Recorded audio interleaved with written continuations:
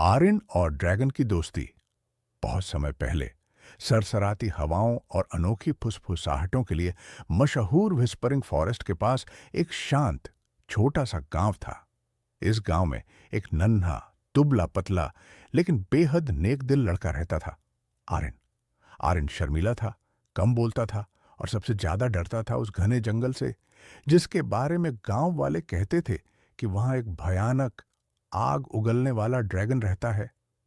बच्चे अक्सर उस जंगल की ओर देखकर कहानियां बनाते, बड़े लोग उसे देखकर रास्ता बदल लेते, और आर्यन तो उसका नाम सुनकर ही कांप जाता था।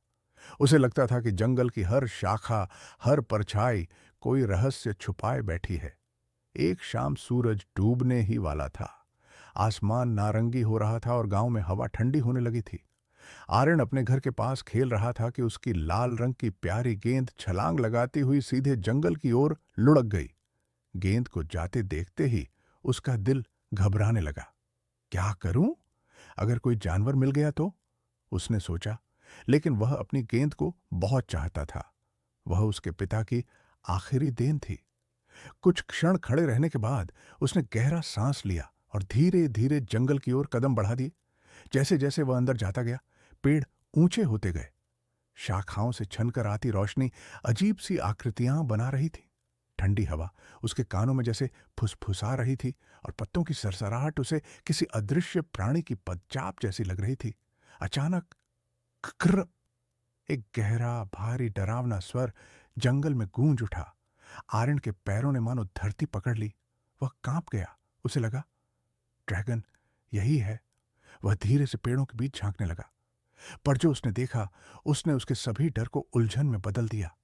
ड्रैगन गरज नहीं रहा था, वह कराह रहा था। उसका विशाल पंख एक गिरे हुए भारी पेड़ के नीचे फंसा हुआ था। उसके पन्ना जैसे हरे चमकदार शल्क धूल में ढंक गए थे और उसकी सुनहरी आंखों में दर्द साफ झलक रहा था। आर्यन का दिल धक धक करने लगा, लेकिन इस बार डर से नहीं, करुणा से। मैं मैं तुम्हारी मदद कर सकता हूं, उसने कांपते हुए फुसफुसाया। ड्रैगन ने उसे देखा, लेकिन उसकी आंखों में कोई क्रोध नहीं था, सिर्फ उम्मीद और थकान। आर्यन ने अपने छोटे छोटे हाथ पेड़ पर टिकाए और पूरी ताकत से धक्का देने लगा। पहले पेड़ हिला नहीं। फिर उसने दोबारा कोशिश की। इस बार उसने अपने पैरों में जोर डाला। कुछ पल बाद पेड़ धीरे धीरे खिसका, फिर ढुलक कर नीचे गिर गया। ड्रैगन ने गहरी सांस छोड़ी, जैसे सदियों का बोझ उतर गया हो। उसकी गड़गड़ाती आवाज बहुत नरम थी।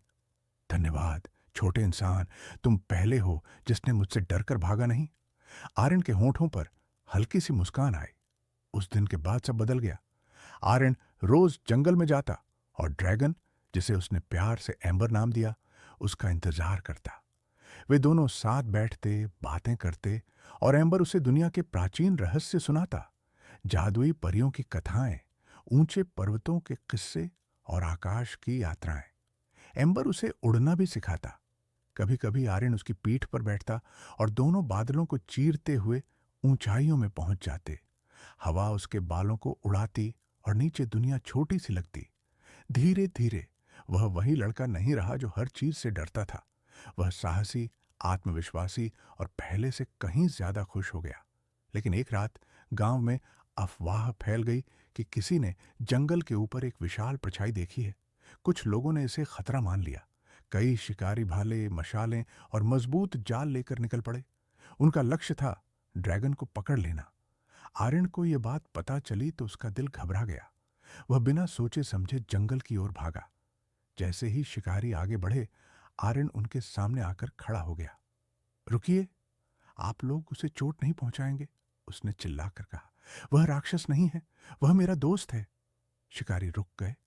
उन्हें उम्मीद नहीं थी कि इतना छोटा बच्चा उनकी राह रोक देगा। उसी समय एम्बर आसमान से उतरा। उसने एक गहरी गर्जना की, लेकिन हमला नहीं किया।